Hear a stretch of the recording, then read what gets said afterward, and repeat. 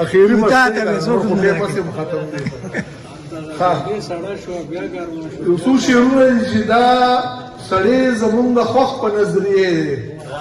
دا سړی زمونږ د خوښ په نظریې دی چې ملګری د پښتون د قافلې دی او یا منصفه ستا د تلې چابړې مات شه یا منصفه ستا د تلې چابړې مات شه ستا انصاف راته معلوم ستا د څېرې دی او دا د کوم عقایدو درس ورښایې دا د کوم عقایدو درس ورښایې د جومات خو د ړندو د محلې دی او د مسجد په ودانۍ یې سکار نشته